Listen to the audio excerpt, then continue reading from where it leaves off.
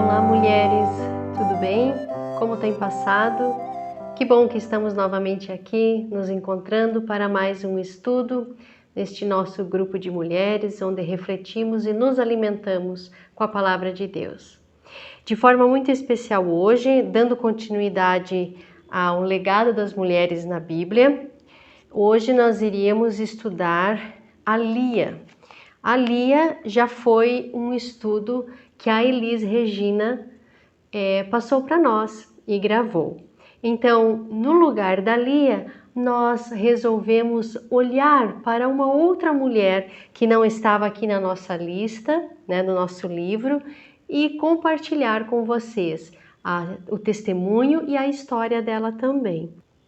Mas antes de nós começarmos e compartilharmos deste estudo, convido para juntarmos as nossas mãos e vamos pedir que Deus assim também nos ilumine neste estudo. Oremos. Querido e amado Deus, nós te agradecemos pelo dom da vida, te agradecemos pela tua luz que guia o nosso caminho, te agradecemos porque tu nos alimentas com as tuas palavras de conforto, de esperança, de coragem, de proteção. Ó Pai amado, te pedimos, venha com teu Santo Espírito e ilumine também este nosso estudo. Que a tua palavra continue aquecendo e transformando os nossos corações, a nossa vida. Assim, ó Pai, nós te agradecemos e te pedimos, por Jesus Cristo, nosso Senhor e Salvador. Amém. Então, mulheres, hoje eu trago para vocês uma história de uma mulher na qual eu fiz uma exegese no período em que eu estava ainda estudando teologia, lá na Este, em São Leopoldo, antes ainda de me formar. Eu fui desafiada por um professor do Novo Testamento a estudar uma mulher do Antigo Testamento. Daí ele me desafiou a ficar com Juízes 19, o texto lá do livro de Juízes, o capítulo 19. E comecei a ler o texto e ele fala como título, aqui nós temos o levita e a sua concubina. Talvez eu já tenha mencionado, ou você já ouvido falar um pouco desse texto.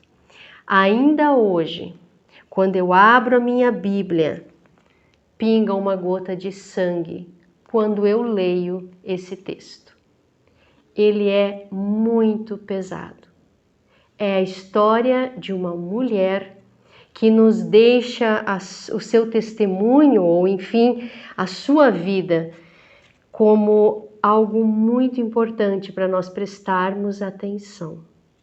Então, esta mulher não tem nome, como muitas outras na Bíblia. E como nós também já falamos, o que é uma concubina, ou o que era uma concubina no Antigo Testamento, aqui tem a história então desta mulher, concubina, ou seja, de uma mulher que está se relacionando com um homem, mas ela não é a esposa deste homem. Se ele é casado ou não, enfim, ele a toma como sua concubina, ou seja, como uma mulher a qual ele quer se relacionar, mas não necessariamente a sua esposa. Ele não tem um compromisso de casamento com ela como ele tem com a primeira esposa. E é uma história de violência, por isso que eu digo que a minha Bíblia sempre pinga uma gota de sangue quando eu abro em Juízes 19. E eu quero compartilhar com vocês desta história.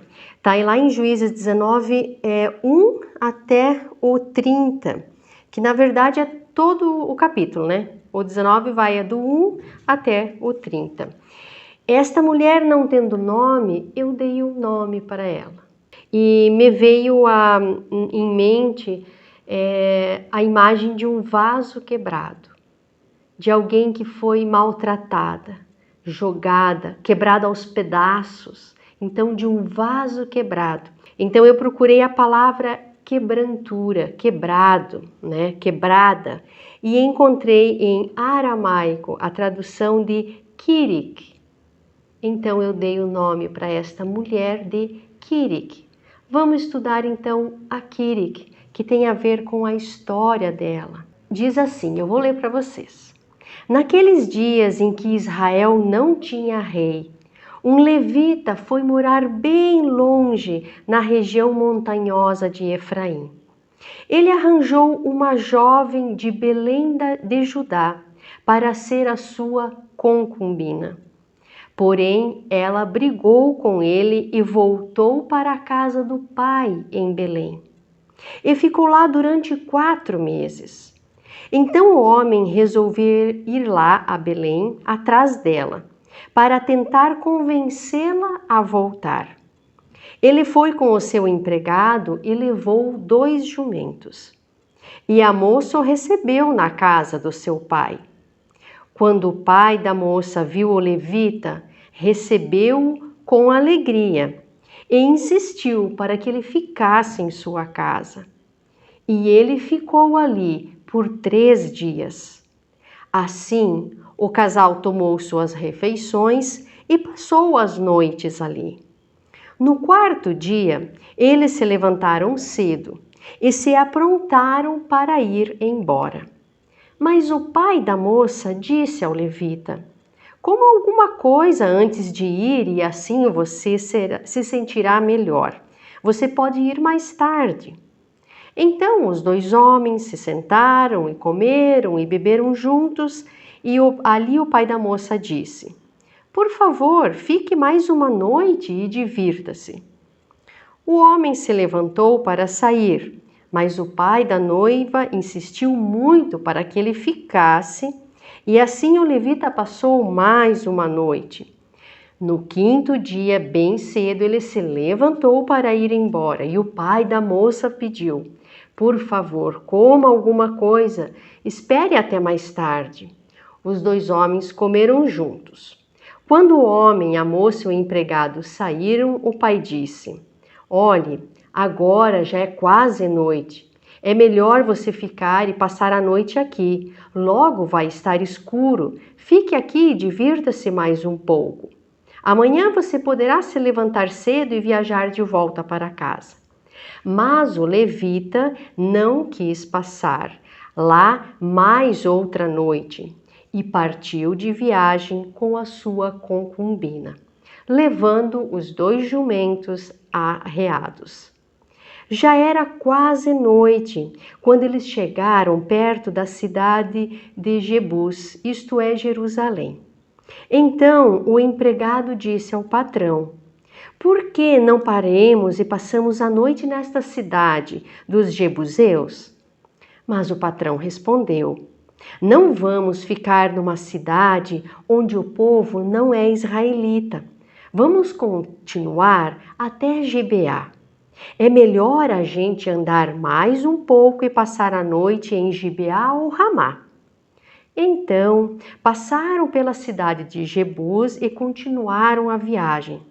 O sol já havia se escondido quando eles chegaram a Gibeá, cidade da tribo de Benjamim.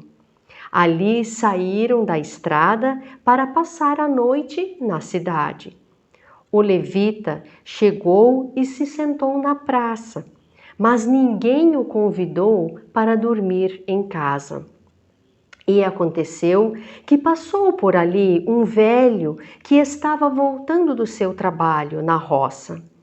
Ele era da região montanhosa de Efraim, mas estava morando em Gibeá. O povo dali era da tribo de Benjamim. O velho viu o viajante na praça e perguntou: de onde você é? Para onde você vai? O levita respondeu: eu estou viajando de Belém de Judá para bem longe, para a região montanhosa de Efraim, onde moro. Fui a Belém e agora estou voltando para casa, mas ninguém me ofereceu hospedagem para esta noite. Nós temos alimento e palha para os jumentos, pão e vinho para mim, para minha concubina e para o meu empregado. Temos tudo o que precisamos. Então o velho disse: venha comigo, vocês serão bem recebidos na minha casa. Eu cuidarei de vocês. Por favor, não passem a noite na praça. Então ele os levou para sua casa e deu de comer aos jumentos. E seus hóspedes lavaram os pés, comeram e beberam. Enquanto eles conversavam alegremente, alguns homens imorais daquela cidade cercaram a casa e começaram a bater na porta. E disseram ao velho: traga para fora o homem que está aí na sua casa. Nós queremos ter relações com ele. Aí o velho saiu e disse: não, meus amigos, por favor, não fazem esta coisa tão má e tão imoral. Este homem é meu hóspede. Olhe, estão aqui a minha filha virgem e a concubina dele. Eu vou pôr as duas para fora e vocês poderão fazer o que quiserem com elas, mas não façam coisa terrível com este homem. Mas eles não quiseram ouvi-lo. Então o levita pegou a sua concubina, a pôs para fora e entregou para eles. E eles a forçaram e abusaram dela a noite toda, e só a deixaram de manhã. Ao amanhecer, a mulher veio a cair na frente da casa onde o marido estava. E ficou ali até o clarear do dia. De manhã, o levita se levantou para continuar a viagem. Quando abriu a porta, achou a sua concubina caída ali na frente da casa, com as mãos na soleira da porta. Aí lhe disse: levanta-se, vamos embora. Porém, não teve resposta. Então, ele colocou o corpo dela atravessado sobre o jumento e seguiu a viagem para casa. Quando chegou lá, entrou, pegou uma faca e cortou o corpo da sua concubina em 12 pedaços. Depois, mandou um pedaço para cada uma das 12 tribos de Israel. E todos os que viram isso diziam: nunca vimos uma coisa assim. Nunca houve uma coisa igual a esta desde o tempo em que os israelitas saíram do Egito. Pensem o que vamos fazer agora. Até aqui nós temos a leitura desta história, que se vocês acompanharam com atenção, da concubina, na qual eu dei o nome de Kirik, né, de quebrada, e agora talvez para vocês tenha mais sentido isso. E vamos olhar para este texto. Algumas partes muito importantes. Partes onde esta mulher, esta concubina, foi violentada. Não foi só naquele momento, mas em outros momentos nós temos que dar uma atenção. Quando eu estudei esse texto e fiz a exegese, logo no início, a gente vê que um homem, um levita, que também não tem nome, né, lá de Efraim, né, e estava voltando para casa, ele pegou para si então uma mulher. E logo no início diz assim: porém ela brigou com ele e voltou para a casa do pai. Muito provavelmente, alguma coisa não estava legal entre os dois. Alguma coisa já a desagradava, ou de repente ali ela já não se sentiu bem ou já percebeu alguma coisa que não dava, que a impossibilitava de permanecer com este levita, com este homem que a tomou para si. E ela retorna para a casa do pai. Ficou lá por um tempo, mas 4 meses depois, ou um tempo depois, ele vai atrás dela. Porque a gente não sabe, mas ele volta atrás dela. Pelo que o texto diz, o pai se alegra pelo levita estar vindo de volta para pegar, né, a sua filha.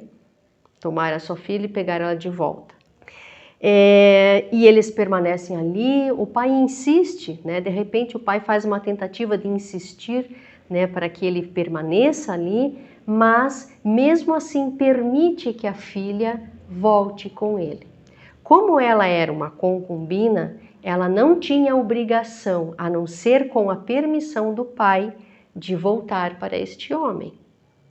Mas pelo jeito o pai não fez não brigou para que ela ficasse em casa. Ele insistiu para que o levita ficasse em casa, mas não impediu que ela, mesmo depois de ter desgostado dele e voltado para casa, não fosse mais com ele.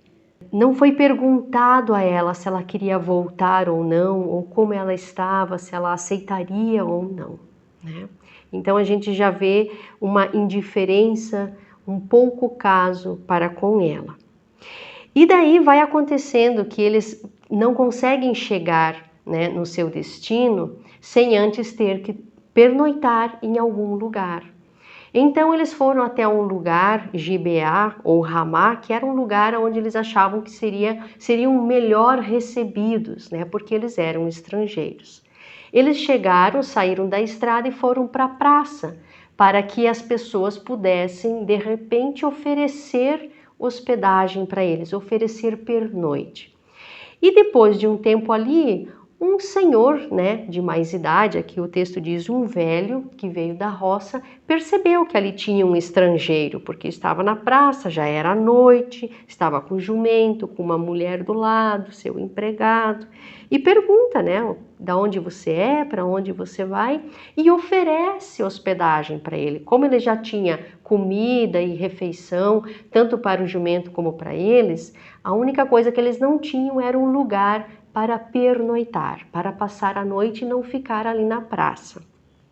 Então este senhor, pelo jeito, foi muito gentil, até a princípio, de acolher este homem, né? E também o seu jumento, o seu empregado e a concubina dele. E eles chegaram ali, né? E daí ele ofereceu, então, até lavaram os pés, quer dizer, eles puderam tomar o banho deles, né? Comeram, beberam e estavam alegremente conversando quando, obviamente, na casa, né? A casa é cercada, provavelmente pessoas ou homens de má intenção, que não gostavam muito de estrangeiros, de repente bateram na porta do senhor ali, daquele velho, e pediram para que o hóspede, o levita, saísse para fora porque eles queriam abusar dele. E o velho, o senhor, se apavorou, se assustou, ficou indignado. Não façam uma coisa terrível dessa. Até ali tudo bem. Mas depois a história começa, pelo menos para mim que sou mulher, fica muito estranho. Não faça uma coisa terrível com este homem, mas escute, pere aí. Tem a minha filha virgem e tem a mulher dele. Eu mando elas para vocês e vocês fazem o que quiserem com ela, desde que não façam coisa terrível com este homem. É muito chocante a gente ler isso aqui na Bíblia, não é? Eu achei chocante. E é assim que está escrito mesmo. E daí, o levita, que percebeu que aquele senhor que estava o protegendo iria mandar inclusive a filha virgem dele, pegou a concubina dele e simplesmente a empurrou porta fora. Tipo assim, toma ali. E os homens que provavelmente já estavam querendo algazarra para a noite toda, né? Pelo jeito se acalmaram com aquilo. Então o levita pegou a sua concubina, pôs para fora e entregou para eles. E eles a forçaram, abusaram dela a noite toda e só a deixaram pela manhã. Não foi um homem, foi um grupo de homens. E provavelmente não foi uma vez, foram várias vezes. Então ela foi forçada e abusada a noite toda. Ao amanhecer, esta mulher ainda estava viva. Ela veio a cair na frente da casa aonde o levita estava e ninguém abriu a porta para ela. Ela ainda estava viva, provavelmente gravemente ferida, machucada, humilhada, abusada. Não abriram a porta para ela. A violentaram tanto quanto os que abusaram com o corpo dela antes. Ela ficou ali até clarear o dia. De manhã o marido, o levita, se levantou para continuar a viagem. Quando ele abriu a porta, ele acha a sua concubina caída na frente com a mão na soleira da porta. Ela provavelmente bateu na porta. Estava ali como se estivesse implorando. Na soleira da porta, a mão dela estava como se fosse um último estender a mão. Mas ninguém fez nada. Covardes, muito covardes. E ao abrir a porta, ele disse para ela: levanta-se, vamos embora. Como é que ela ia conseguir, se estivesse viva, como ia conseguir se levantar e ainda seguir viagem? Não é? Ele não teve resposta, porque daí, naquele momento, ela já havia morrido, né? Então, ele a pôs atravessada no jumento e seguiu viagem para casa.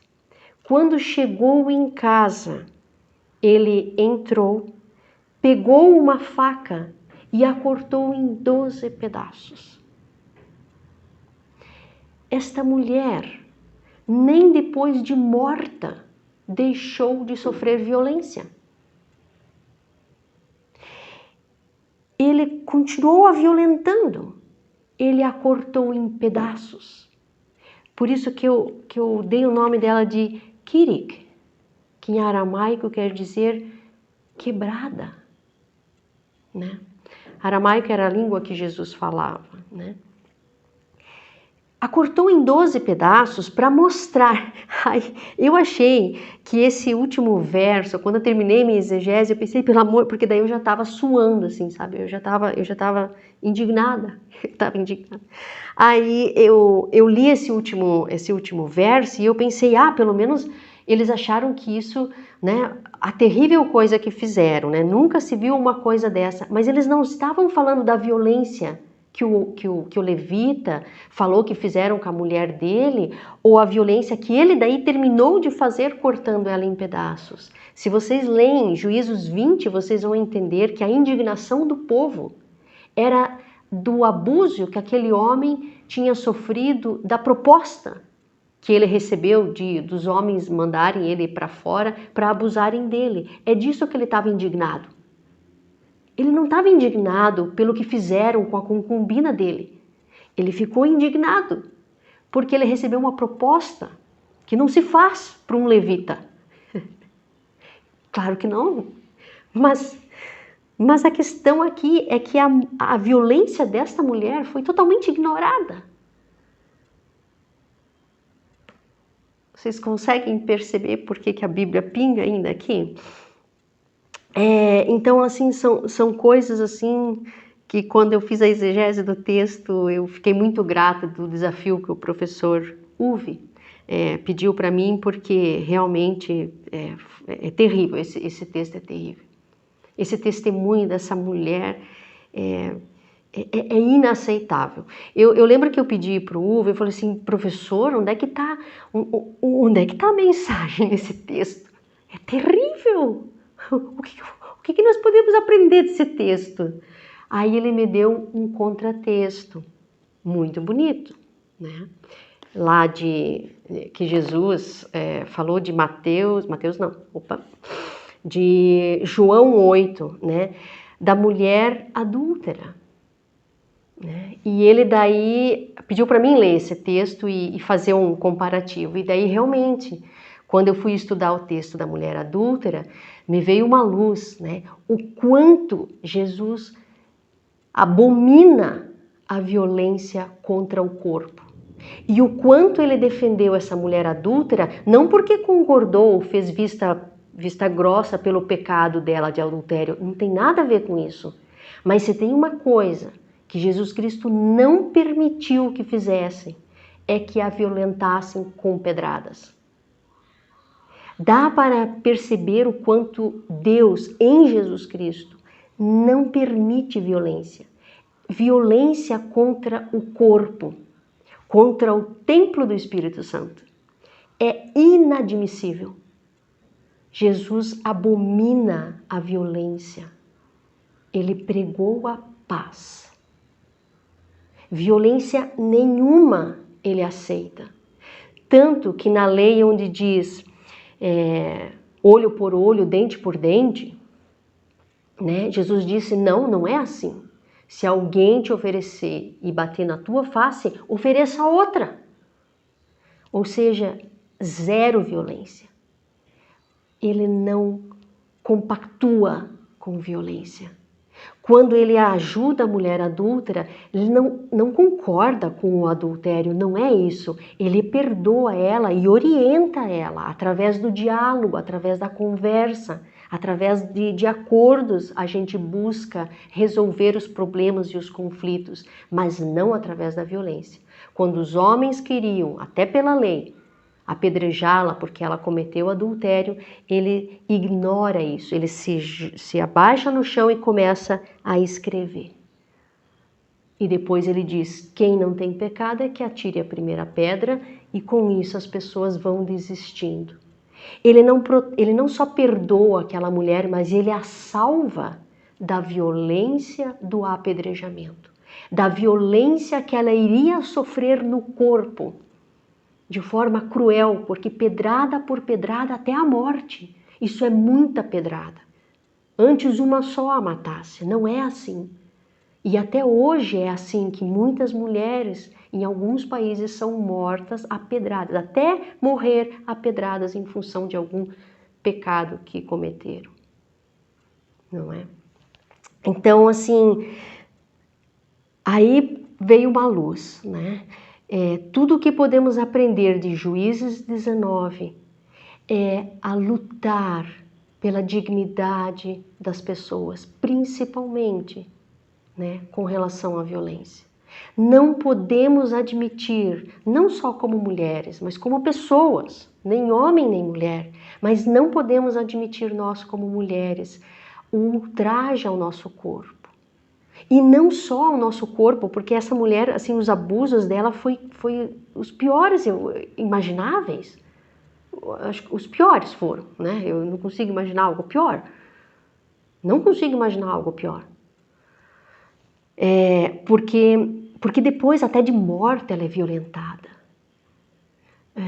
Lá em Mateus 25, 35, onde tem as 7 obras da misericórdia, uma delas é a gente respeitar a morte. Nós temos que velar os nossos mortos, nós temos que zelar pelo corpo mesmo depois da morte, porque o corpo, é todo esse corpo que Deus criou para nós, né? Então essa coisa muito forte do corpo, não é só uma carcaça, assim como o apóstolo Paulo em algumas cartas fala que é só uma carcaça, não é só uma carcaça. É aquele corpo abençoado e criado por Deus, no qual Ele sim sopra o seu Santo Espírito. Por isso que o nosso corpo é templo do Espírito Santo. Jesus se preocupava com o corpo que sentia fome, por isso que dava comida aos famintos. Ele curava o corpo por causa das feridas, das mazelas, das deficiências, porque sabia que as pessoas sofriam em decorrências. O sofrimento é sentido pelo corpo. Quando nós estamos deprimidos, o nosso corpo sofre também. E vice-versa, né? Nossa mente faz o corpo muitas vezes sofrer também. Então, não só esta mulher sofre a violência do corpo, como antes também do desprezo, né? Da indiferença do pai, por exemplo, que, sei lá, podia ter brigado pela filha, não deixado ir com o levita, porque se ela já voltou, algo já estava errado, ela já tinha se decidido não ficar mais, não é? Então, o respeito pela outra pessoa, né? Que vai muito além do corpo, mas pelo amor de Deus, o corpo é algo que tem que ser respeitado. Eu não tenho direito de tocar no outro sem que ele me convide ou ele me permita tocar. O corpo do outro é do outro, né? Então, a gente precisa respeitar isso. E violentar o corpo é algo assim, né? É algo assim que ele abomina. E que bom, então, que bom que daí o professor aquela vez mandou eu olhar, né, para Cristo, para aquilo que ele faz, que ele transforma. Então, eu penso que esse texto, não sei se, acho que já até passei bastante do tempo aqui, mas que esse texto, né, nos desperte para nós realmente observarmos, não só na nossa vida, mas nos relacionamentos, na educação que nós damos às nossas filhas e filhos, né? De observar este cuidado, né? Este respeito, este zelar por aquilo que Deus faz. A vida que Deus coloca em nós, Ele coloca aqui nesse corpo. Esse corpo é vida. Então, que a gente possa aprender com esta mulher que com a sua história muito triste. Tanta coisa poderia ter sido feita, talvez, já que o mal maior não foi evitado, mas e depois? Nem atender a porta, nem se preocupar se ela estaria voltando ou não, ou o que aconteceu com ela ou não, né? Então, realmente, esse texto nos faz refletir sobre a questão da violência, que ainda acontece muito em muitos lares e que é algo que nós não podemos admitir, né? Não podemos admitir. Não podemos permitir que aconteça nem conosco, mas nem com a outra pessoa. Por isso, sim, se engajar na luta, né, contra a violência que atinge as mulheres, as moças, as meninas, as crianças, né, que atinge as pessoas, é fundamental. E empoderar, né, os nossos filhos, as nossas filhas, para que possam, né, se fazerem respeitados, né, e que possam respeitar também. É muito importante que esse texto toque os nossos corações, né, para que a gente, e desperte as nossas mentes, para que a gente realmente busque a paz e a não violência, ok? E eu espero que assim Deus continue nos protegendo, nos guiando e que o testemunho dessas mulheres que até se tornaram um mártir na história, né, realmente possa fazer com que a gente desperte para lutar pela dignidade humana em cada lar, em cada sociedade, em cada cidade, né, em todo lugar onde formos, tá? Convido assim para nós encerrarmos este estudo com mais uma oração pedindo a Deus também a sua proteção, a sua bênção e a sua paz. Oremos. Querido Deus e Pai, nós te agradecemos pelo dom da vida. Obrigada por nos criar de forma tão singular, tão amorosa. Obrigada por nos proteger, por nos deixar uma palavra muito firme de paz, contra toda e qualquer violência. Torna-nos, Senhor, capazes e corajosas para enfrentarmos situações onde requerem a nossa intervenção, a nossa opinião, onde requer que nós possamos fazer alguma coisa para que situações de violência contra mulheres, contra crianças ou contra as pessoas, de fato não aconteçam mais. Ó Pai amado, nós colocamos também em Tuas mãos a nossa vida. Cuida de nós, nos proteja, nos guie, nos ampare e nos empodere para um caminhar seguro, buscando sempre os direitos humanos. Assim, Pai amado, cuida de nossa família, de nossa vida e de tudo aquilo que ainda sonhamos e semeamos. Assim, Senhor, te agradecemos e pedimos por Jesus Cristo, Teu Filho e nosso Senhor. Amém. Então, mulheres, até o próximo encontro, que Deus guarde a cada uma na palma de sua mão.